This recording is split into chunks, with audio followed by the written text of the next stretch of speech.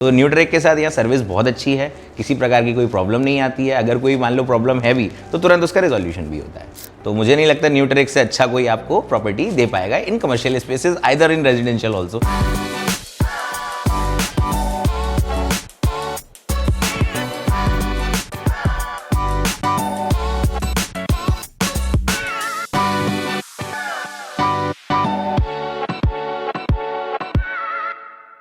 Namaste everyone, my name is Sujati Sharma and I welcome you all here at Newtrick Properties, and today we are here with one of our special guests, Mr. Aditya Sharma, branch manager of Sidbi Bank. Namaste sir. Namaste. How are you sir? Fine ma'am, first class. Sir please आप आपके बारे में and आपके space के बारे में, commercial space के या जो भी आपका बिजनेस का हमें थोड़ा बताइए। Actually I am branch in charge in small industries development bank of India Gwalior branch. Previously यहाँ ब्रांच नहीं थी सिडबी की, हम लोग मैं गुड़गांव पोस्टेड था पहले, और सिडबी ऑल ओवर कंट्री में हर जगह है, बट ग्वालियर में ब्रांच नवंबर में हमने ओपन की। तो उसके लिए सबसे पहले लीज कमर्शियल स्पेसेस ट्राई किए हर बिल्डर्स और एवरी जगह, हाँ सारी जगहों पे ग्वालियर में।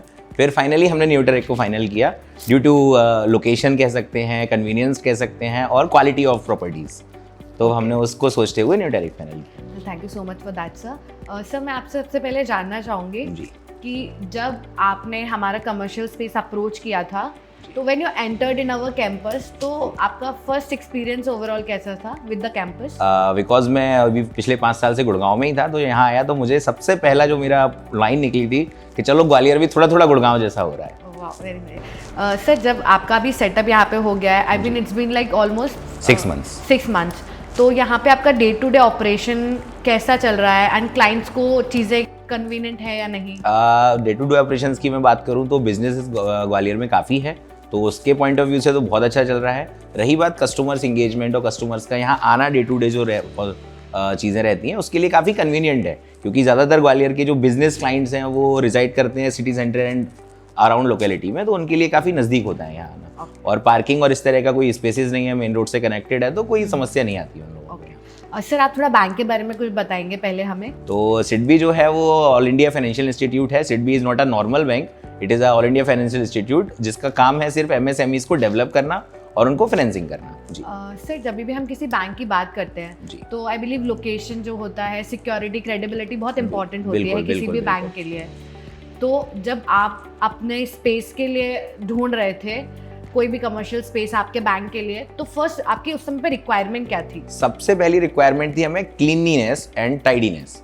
सबसे पुरानी जगह पर कहीं भी आप लीज आउट करते हैं तो वो प्रॉपर्टीज उस तरह की नहीं होती, उनमें आपको काफी पैसे खुद लगाने पड़ते हैं उसको मेंटेन करने के लिए। तो सबसे पहला एडवांटेज ये था कि बिल्कुल न्यू प्रॉपर्टी, ब्रांड न्यू, काफी अच्छी, तो वो एक इशू नहीं था हमारे लिए। सेकंड होता है पार्किंग स्पेसेस। जितने भी क्लाइंट्स आएंगे वो अपनी कार से आएंगे, क्योंकि ज़्यादातर हम बिजनेस क्लाइंट्स को डील करते हैं तो कार वाले ही ज़्यादा आते हैं, तो उनके लिए पार्किंग स्पेस होना चाहिए सेपरेट, तो वो काफ़ी अच्छा था यहाँ पे। और तीसरी चीज़ अगर मैं बोलूँ तो सिक्योरिटी, जो आपने जिक्र किया, यहाँ 24/7 सिक्योरिटी है, बाहर भी है अंदर भी है, तो उस पॉइंट ऑफ व्यू से बैंक के लिए बहुत सूटेबल स्पेस है। सर मैं एक चीज़ और आपसे जानना चाहूँगी कि जब आप लोग कमर्शियल स्पेस देख रहे थे अपने बैंक के लिए, तो माइट भी पॉसिबल आपने और भी स्पेसेस देखे होंगे। हाँ, ऑब्वियसली।